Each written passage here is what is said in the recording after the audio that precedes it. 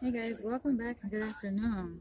So, I've been recently hearing people keep saying that LA is just so diverse. Like, people keep saying LA has so much cultural diversity. And I'm thinking, like, how do you define cultural diversity? Because I'm not getting the sense that it's culturally diverse. Now, granted, I've lived in New York City for 2 years before coming out here to Los Angeles. And I've been living in Los Angeles for 2 years, and I'll be here from actually 2016 to 2020. So I've noticed like there are obviously some major differences between Los Angeles and New York City, and I'm going to talk about that in this video with you guys. So, first of all, like my definition, I think it's important to define what is cultural diversity because it means different things for different people. Now, I think how people are defining it, people who are saying, oh, LA is just so culturally diverse, I think they're defining it the way that if you Google it, the way Google defines it. Google defines cultural diversity as a variety of ethnic cultural groups in a given society. Straightforward, right? So I think in that case, I mean, any city can be culturally diverse by that definition. But that's not necessarily how I see cultural diversity. I think it should go a step further than just having a variety of different ethnic groups, or cultures in a given city. I actually define cultural diversity as, yes, having a variety of different cultural groups, but at the same time, those cultural groups, different ethnicities should actually feel appreciated. There should be a cultural appreciation for each group in that particular given society or city, which at times I don't see that. And not only just an appreciation, but I think like everyone should feel welcome. Every group should be able to stand and be themselves without having to mold to the so-called dominant group or dominant ethnic group or society. And what I'm seeing with respect to Los Angeles is that yes, there are different ethnic groups here in Los Angeles, African Americans. You have some Haitians and Jamaicans, like people from the Caribbean islands or West Indies. I mean, you have like, Asians, you have, yeah, I guess you can say that's, cultural diversity, but really that's not the feel I'm getting. Like, statistically, there are more Hispanics than there are any other cultural group. And it makes sense because we are near Mexico. So it makes perfect sense that this area of, the region of the country is heavily populated with Hispanics, particularly Mexican Americans or even Native Mexicans. So that makes sense, and granted that California used to be Mexico, used to be owned by Mexicans, and then until America took over it. So that I get it, that makes sense, but with that, it's like okay, you have predominantly the city is occupied by Hispanics, but even with that, they still consider the Hispanics a minority. Like, how in the hell can a group that is, a numerical majority by definition in Los Angeles is still being labeled a minority? And when I say that you can get the feel of whether a city is culturally diverse, like it's something you can feel. And I'm not the only one that felt it. And it's just like, I mean, I think on one hand, yes, like the Mexicans are able to be themselves, be centered in their identity and their culture here in Los Angeles. I mean, a lot of places are owned by Hispanics, and operated by Hispanics. A lot of businesses are owned and operated, which is great, but they are the numerical majority, but they're still considered minorities. So I think that speaks to a level of racial oppression in this region. And we know that racial oppression and cultural diversity don't go hand in hand. Like, how can a city proclaim to be culturally diverse, but meanwhile they are racially oppressive? Like, something doesn't sound right with that. And also, I mean, a lot of you guys already know this, but out here in LA, like there is a tendency for like people to conform to the so-called white dominant culture. Like even though the Hispanic population is the numerical majority, they still try to adapt, like still try to mold and become like white, so to speak, you know? Like a lot of people out here kind of sound the same. I mean, you can like be talking to a Hispanic person and nothing about the way they speak sounds Hispanic, you know? Like it sounds more like a European flavor, you know? And like I said, I'm not trying to, you know, put down any group or say, oh, this group is better than the next group. That's not the point of this video. But I'm just speaking to the reality that, okay, you have different varying degrees of cultural diversity. And when I keep hearing people say that LA is culturally diverse, I'm just like, okay, for who? I think that's the most important question. Like, for who? From whose perspective, too? Because I'm not getting that feel. Now, like I said, I lived in New York City for 2 years, from 2014 through 2016.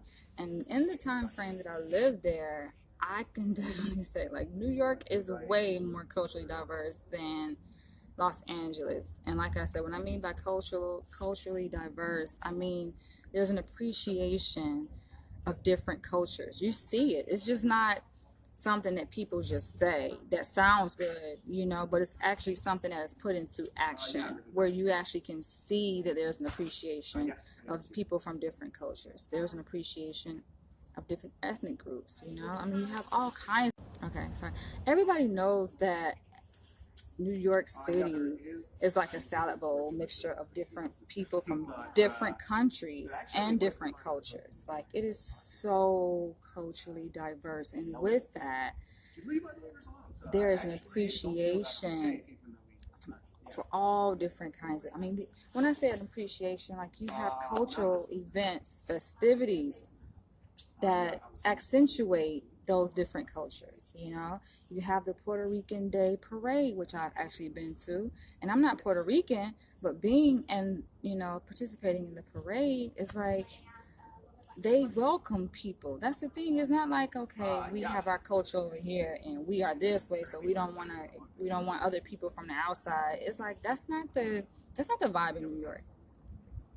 Although everybody is kind of centered and has the freedom to be centered in their own cultural identity, you can see where there is an intermingling of the cultures. Like people actually come together and hang out, you know. And there's like it's not cliquish. It's not like out here in LA where you have, okay, the Armenians over here, the black people over here, the white people over here, the Italian. Like it's not like that. It's not segregated in that sense, you know.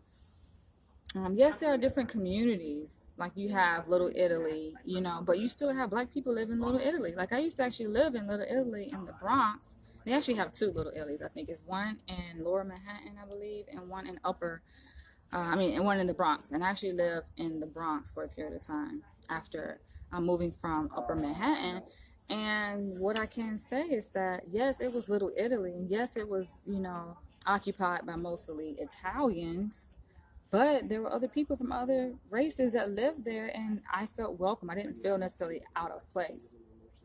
Now, living in LA, you know, I'm not saying that I feel out of place or disconnected from like the community. Like, no, I feel like anywhere I go, I know how to adapt. But at the same time, that's the thing. It's like you have to adapt. And I know how to connect and, you know, network with other people. Like, that's just who I am. That's my nature. But I feel like with that, in terms of adaptation, it's just like that's the thing. You have to change. You have to change, not necessarily entirely who you are, but you have to bend a little bit, you know, to kind of fit the flavor and the taste of the community. Whereas in the Bronx, I didn't have to do that. I was like very much Danielle. I was very much an African American woman living in an predominantly Italian neighborhood. You know, I had to give like up a part of who I am just to, I guess, fit in. Like it wasn't even a matter of trying to fit in. That's the thing. It was just like, okay, you live here, you pay rent here, you know, like you're a part of the community. You are a New Yorker. And that's the thing. Like I think that I embrace so much about New York is that being that I only lived there 2 years, like when I initially moved there, like they automatically embraced me. Like I automatically was like a New Yorker. That's the reason why, like, although I'm out here for 4 years working towards my PhD, I plan to move back to New York. Like that's where I want to settle down, and because yeah, they just make you feel at home. Like whereas like even out in LA, I was speaking when I was actually conducting interviews for the Ubawa Book Convention that I held in 2016 when I first moved here in the fall. I moved here actually in February 2016, but the convention that I held was in the fall of 2016 when I was doing interviews, for um, contractors to work at my event. I remember like talking to a girl, African American woman who was from New York, and she had been here in LA at that time, I think for 2 to 3 years. And I was asking her, I was like, how do you like it? And she even said that she wasn't really feeling it. She was like, she just don't feel right in LA. And I think that says a lot. Like when people ask me how is LA, of course I'm going to say positive things because I've experienced mostly positive things since being here. But I can't ignore the whole cultural diversity aspect. And I keep hearing people keep saying, oh, LA is just so culturally diverse. Like even when they ask me how I like LA, and I mention positive things, and they have to add, oh yeah, the reason why they like it is because it's culturally diverse. And I'm just like, I think it's half stepping with cultural diversity. I think that it is making an attempt to be a culturally diverse city, but it has a lot more work to do. And I always say that LA will never be New York because there's a certain kind of flavor of LA that is like it's like cliquish. You have to be like a certain kind of way.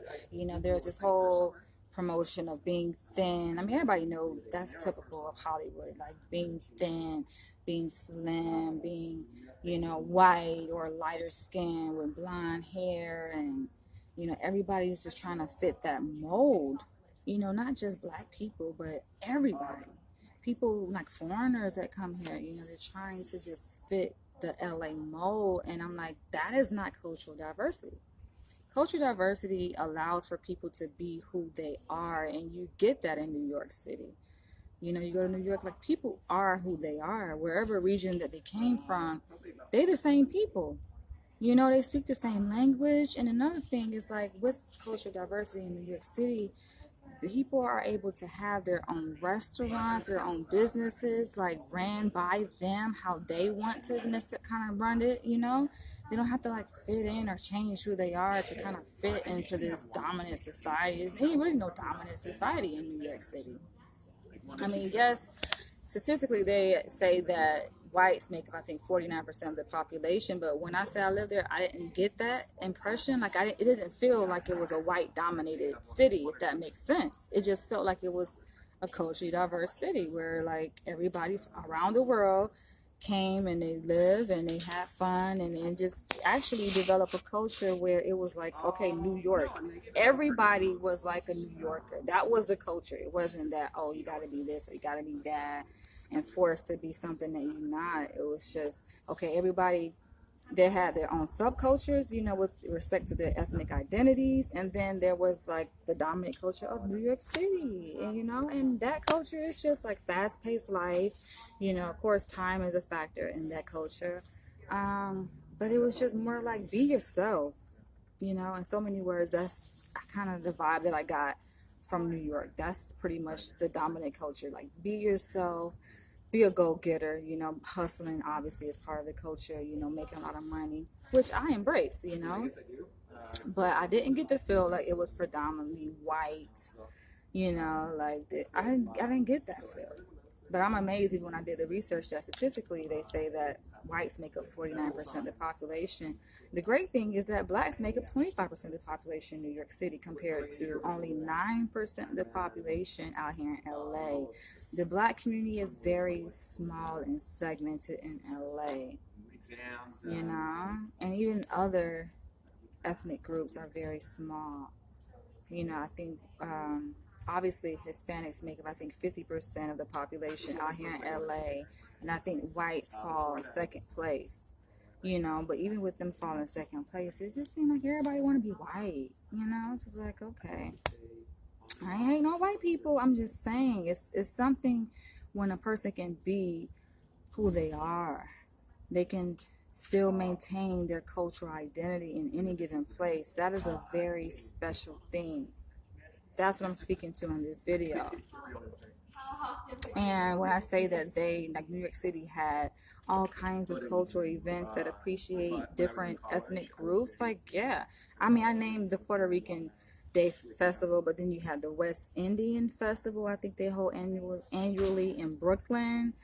Oh my gosh, they have a shitload of festivals in New York City, and it's like everybody's welcome. Of course, there's a certain focus at the festival. Everyone is welcome. You don't feel like an outcaster.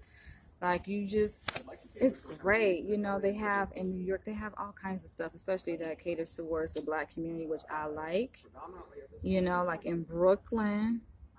In Brooklyn, they have the Brooklyn Museum, and a lot of the art in the museum is African art or African American art. Like, it's beautiful. They have floors of African art in the Brooklyn Museum. And I actually just did some research, and I found that Brooklyn is actually predominantly white. But again, like I say, you don't get that feel. Like, I didn't get that feel when I was in Brooklyn. It don't feel like, oh, white people run it, It just feels very diverse and all different kind of people run it. You have a lot of Black-owned businesses in Brooklyn, which I like, I appreciate. And speaking to the Brooklyn Museum and the African art there, it's just like, it's amazing to be an African-American going to the Brooklyn Museum and seeing people from other ethnic groups and other countries, admire your art, admire your culture. Like, they're looking up at the art, like, wow, it's amazing. And the Brooklyn Museum is it's sizable, it's pretty big. But then out here in LA, I mean, they have the California African American Museum, and it's so small. When I went there, I was so disappointed to see how small of a museum it was. I'm like, really? This is all of the space they have dedicated to African Americans? Is this little tiny museum? It's terrible. Absolutely terrible. And not only that, but I've reached out to them so many times to host the Ubawa Book Convention, and they've come up with so many excuses. Like, they came up with so many excuses about, oh, well, actually, weekends aren't really good because they have football games and it conflicts with parking. And I'm just like, they just gave me so many excuses for why I couldn't host my event there. I'm like, really, are you serious? We're talking about a Black-centered literary event. We're talking about literature, you guys. And like, the person who I was speaking to, I think was Black. I'm like, what is going on here? They have inside the California African American Museum, when you first walk in, this open area space. So they have the space to actually host events in there. But I'm just like, are you serious? So they just acting kind of funny. Whereas in New York, I ain't getting no pushback when I was like searching for venues in New York. Like, no, those people were like, the thing I like about New York and I appreciate is like money. They speak money. That's the language that New Yorkers speak. And as long as you got money, it's like you good. It's like, who don't got money? Black people, I know, you have people, who claim to be poor. Or, I ain't gonna say just Black people, but people who claim to be poor, they have money. You'll be surprised at things that so-called poor people spend their money on. So it's not like they're leaving out a certain segment of people by speaking the language of money. Everybody got money, and everybody has access to money, And so, for me, when I was in New York and scouting out locations, like, everybody was just like, come on, you can host your event here. You just got to bring the money, but you can host your event here. Whereas in LA, it's just like they try to act kind of some places. And my thing is, the main place that I would think would welcome the Ubawa Book Convention, which mainly features African American authors, it's like they was sitting up here trying to be funny about it, making excuses. I'm like, okay, so what day works for you guys? They wasn't even trying to work with me. And I was just like, okay, I kind of got turned off from that. But we found a place to host the Ubawa Book Convention nonetheless. And so, yeah, like the food in New York City is just great. They have different restaurants, different cuisines from by ran by people from different parts of the world, which is beautiful because it's just like, okay, you get a taste of everything, no matter if it's German, Turkish, Italian, like you name it, you know, sweet, it don't matter what it is. Like they have it in New York City. Authentic food. LA, we all know the main thing out here is tacos. Most places just, it's just mostly Hispanic food. And don't get me wrong, I'm not trying to say like, oh, something wrong with white people or oh, there's something wrong. No, I'm not saying that I dislike Hispanics. Like if y'all take that away from this, then y'all are totally missing the message. It's about the title, cultural diversity. And if you're going to claim to be culturally diverse, then you should have a range.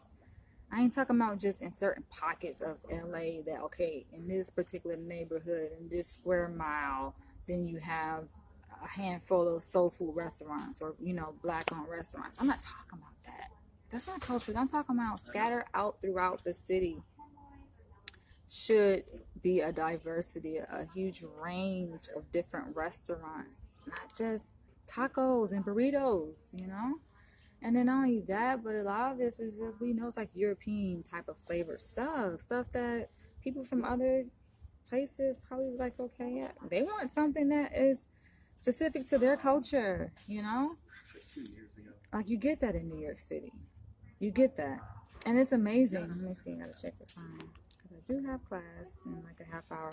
But it's amazing that I've lived out here in LA for 2 years and living in Hollywood, right?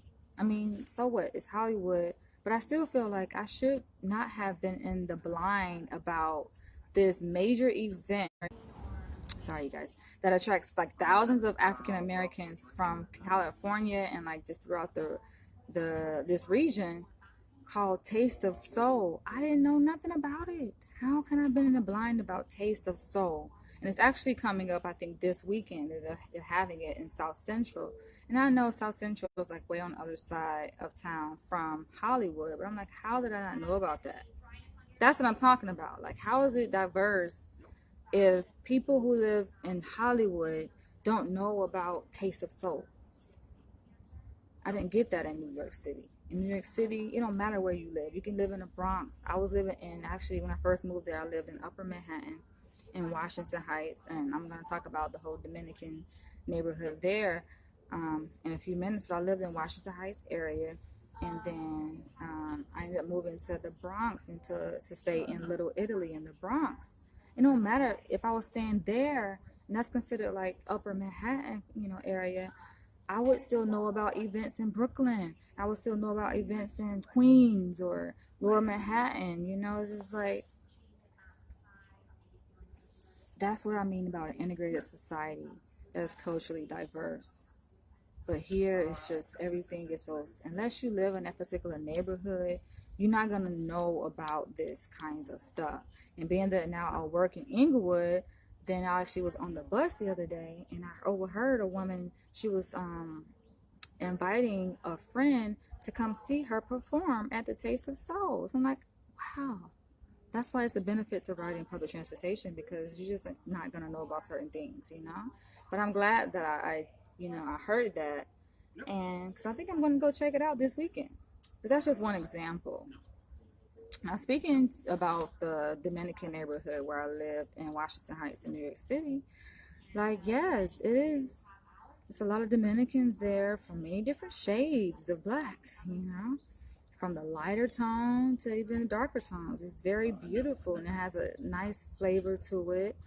Um, Great food, different kinds of food there, you know, healthy food. I think that's what it is. It's like, I feel like New York had a lot of healthy food, healthier food. They don't really do the chain restaurants. I mean, yeah, you will see McDonald's or Popeyes there, but they're not a big fan of that.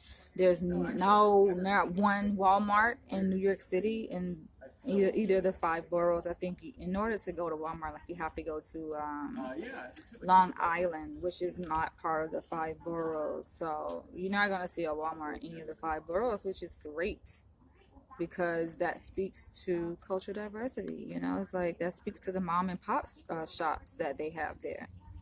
You know, that are specific to certain different cultures, you know. And like I said, it's a blend of culture in New York City. It's just beautiful.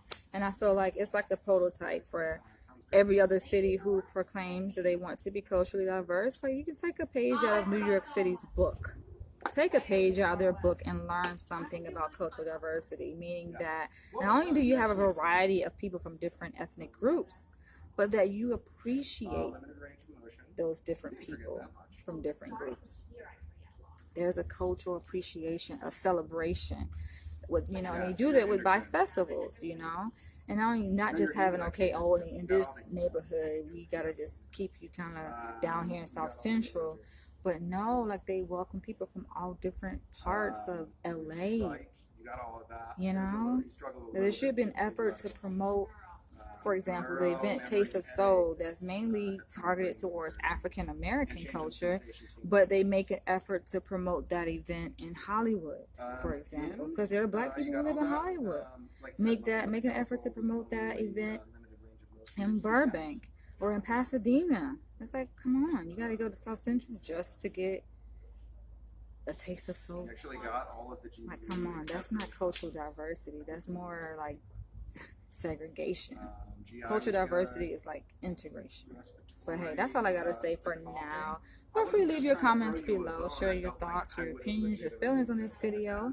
And I would like to know where you guys live and how culturally diverse your city or town is, because I think it really matters. It matters on all different levels, you know, in terms of a person's identity, their happiness. I mean, I'm gonna be happy, I feel like, everywhere I go, but I'm more happy in certain places, and obviously New York is one of those places. But I'll end on that note, and I'll catch you guys in the next vlog. Bye.